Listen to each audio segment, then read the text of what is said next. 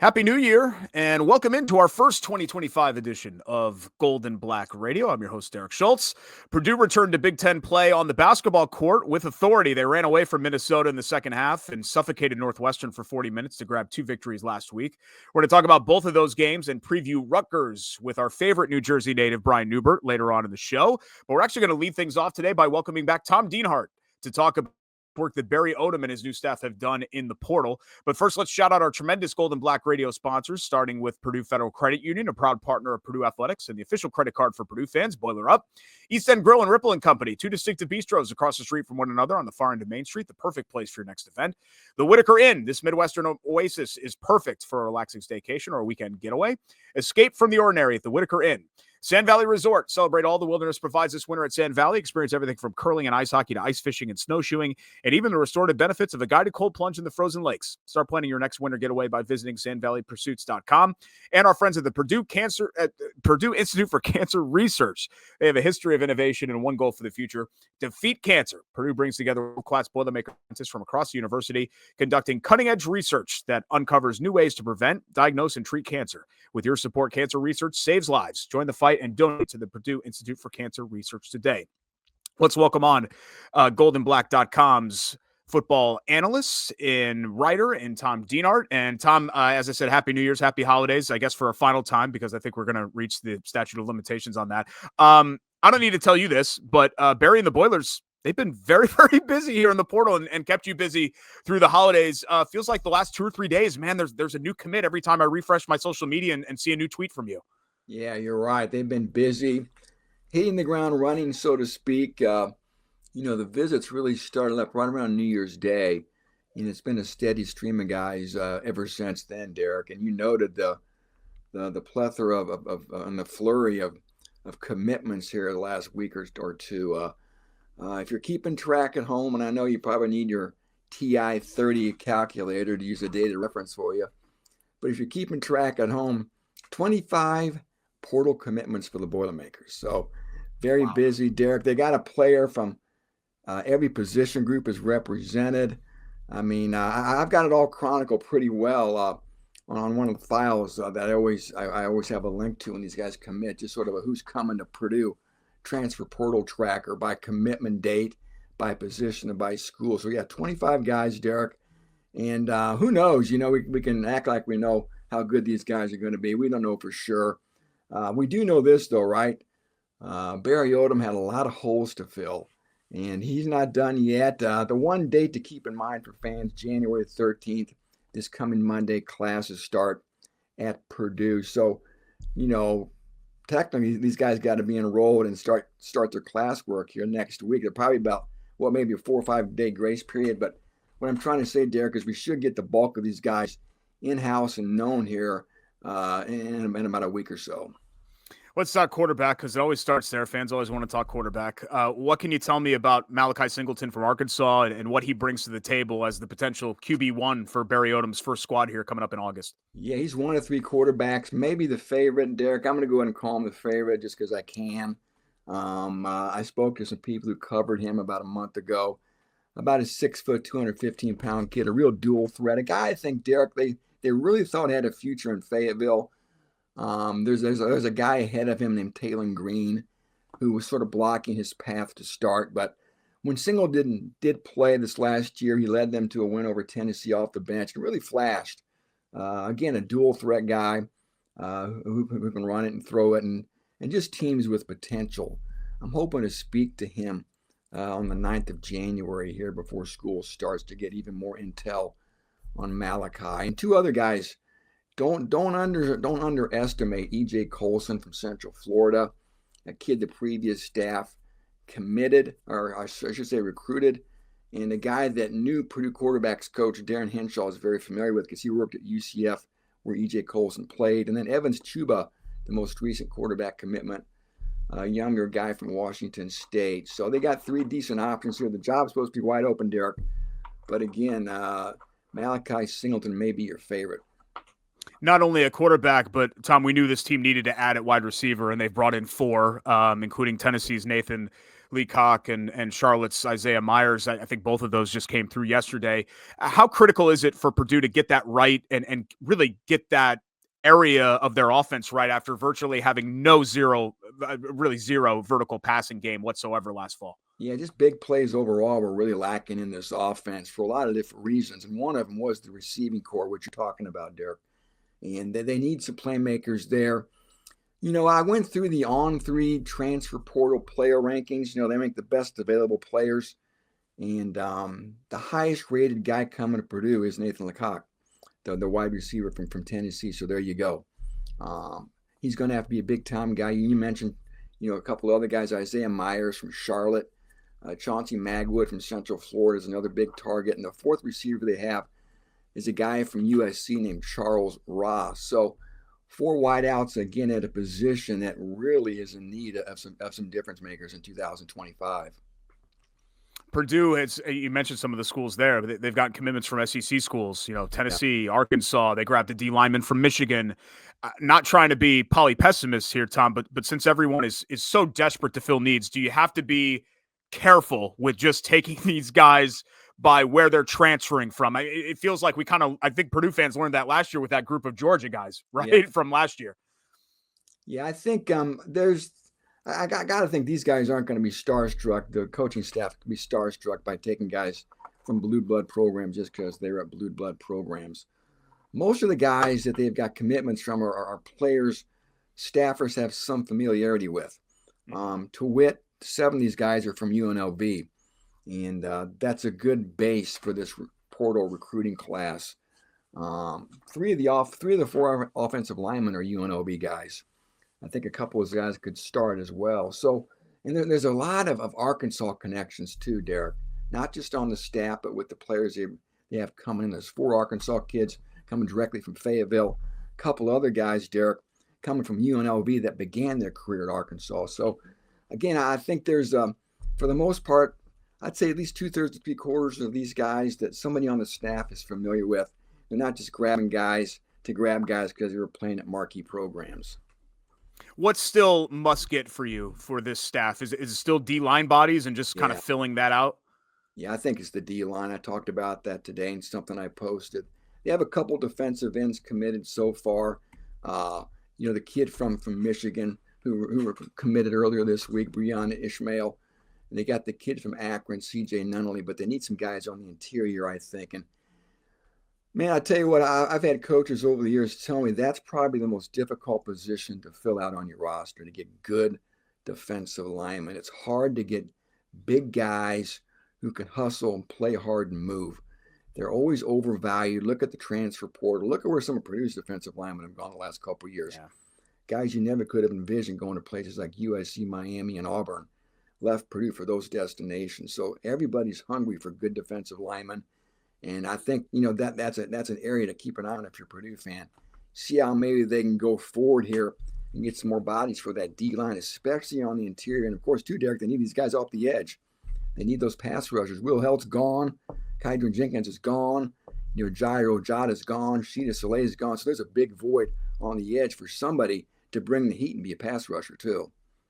I know Purdue's in a unique circumstance here with their high school recruiting class compared to other years, but and you've been around the game for a long time. It's changed so much, Tom. Is December kind of like the new late January, early February? Is this portal stuff, has it gotten to the point where it's bigger than National Signing Day now? I think it really has. I mean, ask yourself, if you're a coach, and especially if everybody wants to win. I mean, there's always urgency to win, right?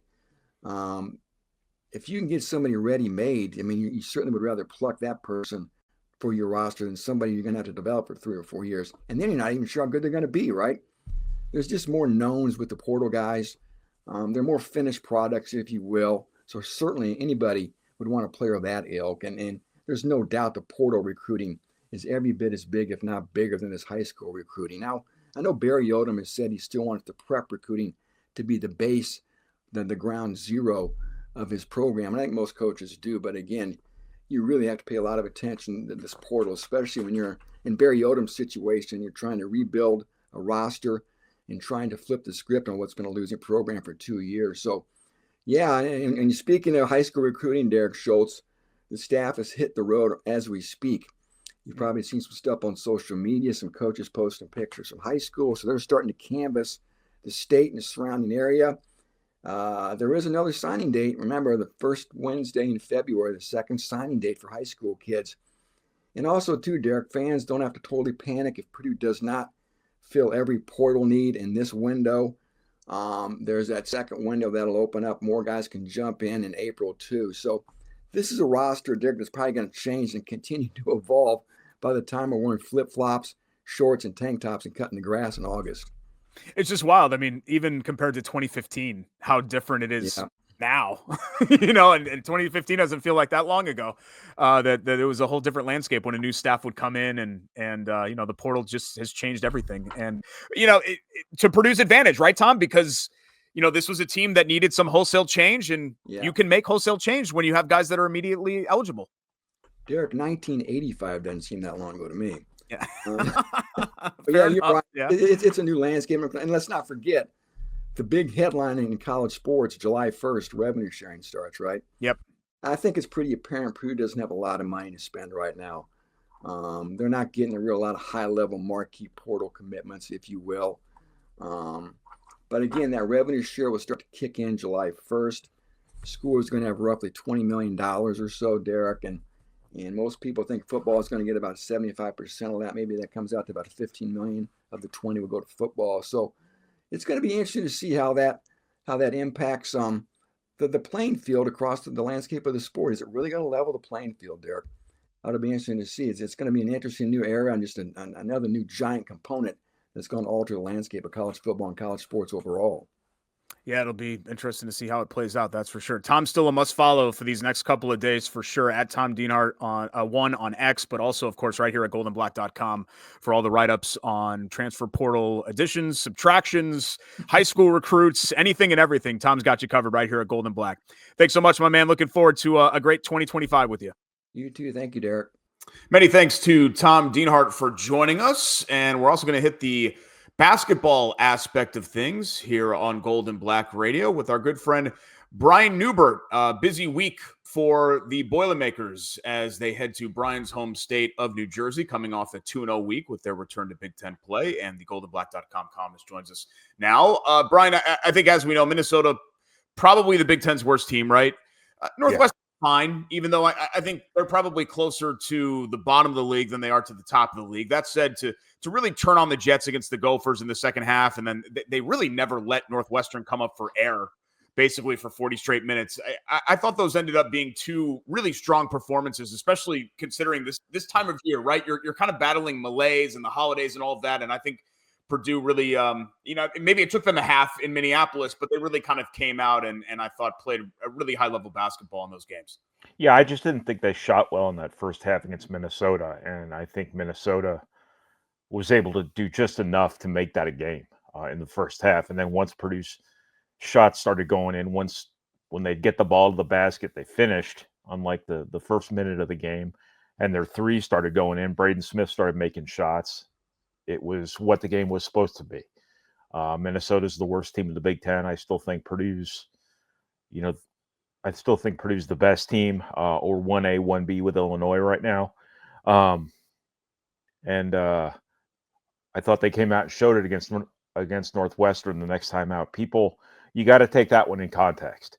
How problematic Northwestern has been for Purdue over the years, how hard they've always been to play. And Purdue just won that game in the first 7 minutes. And, you would have been crazy to say at the time when Purdue was up like 20-8 that the game was over. But for all intents and purposes, the game was over because Purdue had completely choked off Brooks Barnheiser and Nick Martinelli. They were able to sustain it. Purdue played very well defensively. Purdue rebounded very well. All things that are very important to their success this year because they don't have the natural advantages they've always had of late. And then you've just gotten elite play from Braden Smith here the last two games, and that's all added up to a stretch here where Purdue's built some momentum. Now they have to take it on the road. It goes from Central Time Zone to Eastern Time Zone to Eastern Time Zone again to West Coast time to West Coast time to East Coast time again. And Purdue has to get through this weird little stretch of travel with a schedule that's manageable. I mean, it's a situation where if Purdue plays well away from Mackey Arena, it has a chance here to build on some success and get a little winning streak going. It's not going to be easy to win at Rutgers. It's not going to be easy to win at Oregon. Washington, we'll see. But Purdue's got an opportunity here to show that it is still what everybody thought it was before they took 4 non-conference losses to elite teams that were problematic matchups. I shouldn't say Penn State's an elite team, but the 3 SEC teams were. Yeah, and kind of as you mentioned, and we'll touch on these games maybe on a later show, but Eugene and Seattle are a little bit different than going to, Lincoln and Iowa City, which used to be the far reaches, right, of the Western Big Ten geosphere. And now, obviously, we don't have to worry about that anymore. It has expanded far, far further. The two themes that we've touched on a lot are turnovers and rebounding. And you had mentioned rebounding.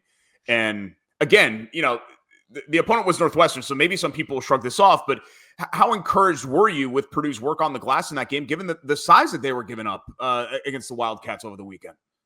Yeah, it's a flipped script type of season where, you're used to being able to just overmatch people like Northwestern with your size up front.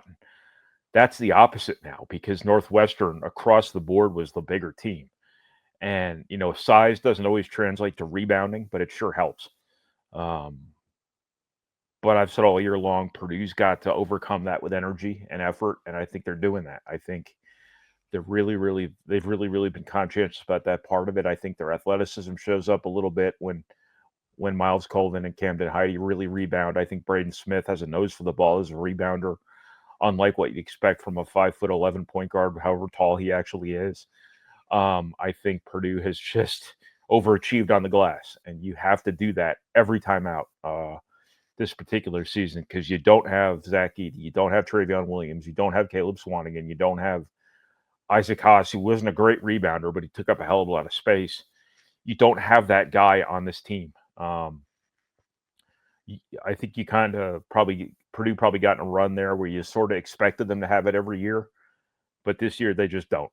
And maybe they would have had something closer to it had Daniel Jacobson not got hurt, but he did. And he wouldn't have been a dominant rebounder anyway, but he would have helped. But Purdue otherwise has had to do it, by being better than the sum of its parts with effort, energy, and just being conscientious about it. And that's exactly what they've done. They got to keep it up, though. A lot of energy and effort last week from Caleb. First 55 minutes playing great over the last 2 games, and he was great on both ends. Are you expecting him to get this type of run moving forward? I mean, I'm assuming if he can keep it up, then the answer to that is yes, no? Well, it's, we've had that conversation before over the years where he has a good game or two, and then, he doesn't necessarily sustain it. I guess we can have it again. This is sort of I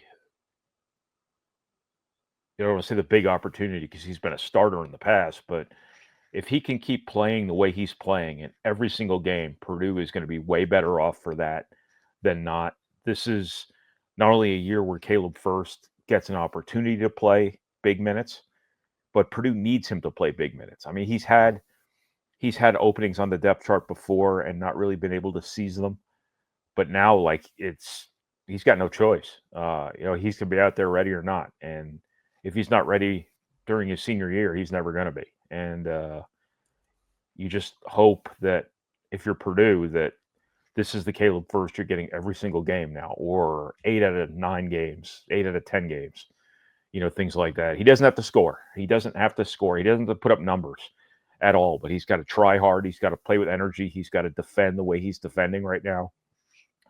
But he's got to throw his body around, and he has to give Purdue some certainty in a situation where it doesn't have a lot in terms of its size, in terms of its center position, and he's kind of playing the 4, he's kind of playing the 5. I'm not even sure, and I'm not even sure it matters, but Purdue doesn't have a lot of big guys, so he's playing no matter what. So obviously this is a situation where Purdue needs him, and needs him to respond to the bell there.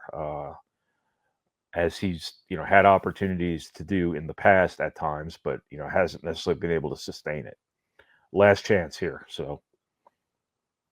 Looking forward here to Thursday. This is a Rutgers team with probably the two best NBA prospects not named Cooper Flagg. But you go around the rest of the roster, and there's really not much else behind Ace Bailey, and Dylan Harper was back on the court. Did not look like his usual self last night against Wisconsin. And in fact, Ace Bailey really struggled as well. It was amazing that game was as close as it was throughout, considering that I think those two combined for like 8 or 9 points. Still, the rack is just, it's hell on earth, right? I mean, even the games, like even last year's game that Purdue won there, I mean, that was not an easy game. Where they fight you tooth and nail, and I think they had a 3 or 4 game losing skid before that. You talked about momentum and all of this stuff translating, even with a wounded Rutgers team and a team that probably isn't as good as its recent vintage, even with those two standout players. What's your concern level heading into Thursday in that road trip?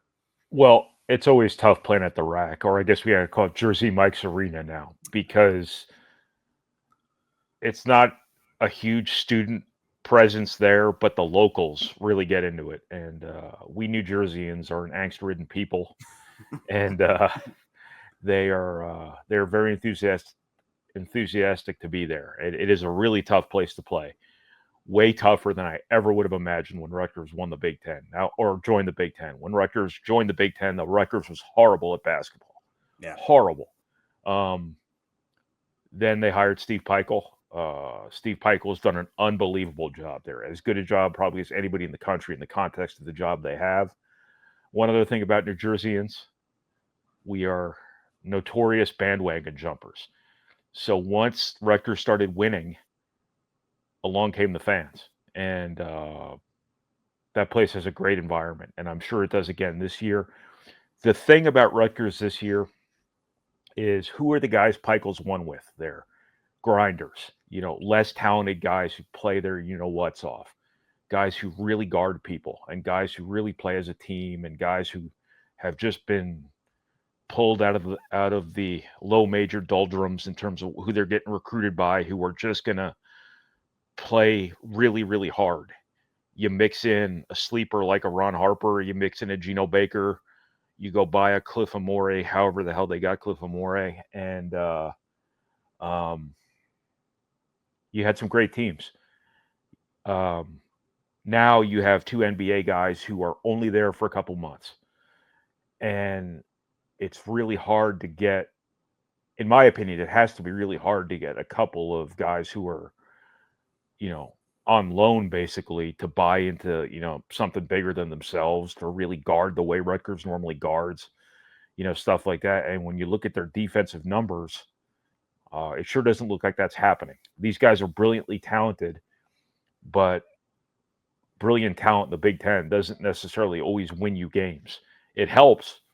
It helps when it's surrounded by other substantive basketball players. But right now, Rutgers is so talented, but so young and so shallow in terms of what it has going. And it's just not a typical Rutgers team.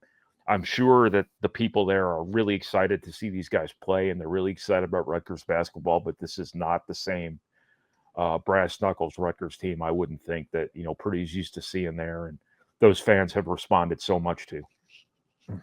Purdue's, as I said, made this trip a lot in recent years, even with kind of the imbalanced Big Ten schedule. I think you're a North Jersey guy. I didn't know exactly geographically where you grew up compared to Piscataway, but do you get to?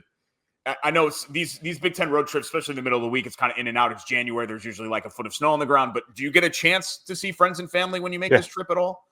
45 minutes up the Garden State Parkway for me, to Bergen County, my natural habitat. Jalen Leach from Northwestern actually went to my high school. So, oh, wow. Always excited to see a fellow Bergen Catholic alum and make my stupid joke about how they're the second most prominent Bergen Catholic alum in the arena that night, and no one ever gets it. But yeah, no, I'll get to see my parents. I don't have much left in terms of social circles back home. So, but I like to see the sights. I like to drive around my hometown and see everything that's changed. I like to go to the city if I can. I just like being there. I like Newark Airport. I'm the only person in the world who likes Newark Airport. I'm the only sports writer in the country whose favorite road trip is Rutgers. Yeah. I'm pretty certain of that. So, yeah, no, always look forward to this trip. Best bagels in the Big Ten. There you go. Yeah, I just didn't know, with as much as your profile has grown nationally through doing Gold and Black Radio and all of that, I figured you didn't want to, be mobbed every time that you go back to Bergen County with photo seekers and social media posts and all of that. No, I don't have to worry about that. I could have a Tony Soprano, Richie April conversation in the Garden State Plaza, and nobody even care what I'm talking about. Those rest areas, those are great over there. It'll be Purdue and Rutgers coming up on Thursday, and then a very interesting couple of games kind of awaits Purdue here with the travel and all of that. And we'll see if they can carry some of these good vibes coming out of the holidays after a very, very good week against Minnesota and Northwestern. You can check out Brian's not only his quick reaction wrap, but his video analysis, which is always awesome after each and every Purdue men's basketball game right here on goldandblack.com. Safe travels back home, Brian, and we appreciate it as always. Was that our first ever Richie April reference on Gold and Black Radio? I think so. We should just try to find ways to shoehorn in Sopranos characters in future I've been doing that for years. It's going to be a little bit tougher when Purdue's playing like Iowa. I mean, we'll have to really kind of work hard at it, but I'll work on that. How about that? Lots of truck stops in Iowa. I'm sure there's a truck stop reference in there somewhere. So we'll figure something out. We're two smart guys. We're going to make that work. Safe travels. Man. Yep. Thank you. That's our pal Brian Neubert, goldandblack.com. And you can be a subscriber right now at goldandblack.com if you're not already one.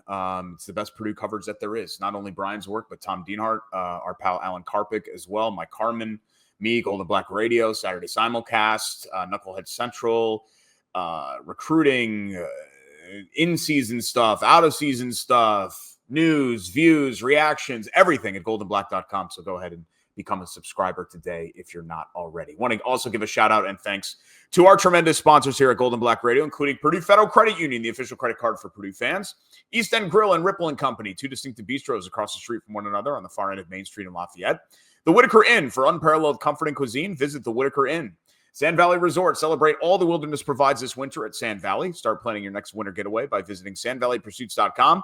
And the Purdue Institute for Cancer Research. The Purdue Institute for Cancer Research has a history of innovation and one goal for the future: defeat cancer. Join the fight and donate to the Purdue Institute for Cancer Research today. We'll see you next time on Gold and Black Radio. We'll talk plenty more hoops, and we'll sprinkle in, Tom, here and there when there is Purdue football news. Obviously, the portal's burning hot right now. National Signing Day, even though Purdue's got a much smaller class than you would normally expect, the National Signing Day isn't what it used to be, as we talked about with Tom. We'll get him back on the show as well. But what you can expect kind of going forward with Gold and Black Radio on Tuesdays is going to be basketball heavy here as we get into the meat of the Big Ten schedule, as the Boilers try to stay in the rankings and in the mix for yet another Big Ten championship to add to their record-setting total. But until next Tuesday, I'm Derek Schultz. I hope you enjoyed the show, and I appreciate you listening here on Gold and Black Radio, goldandblack.com.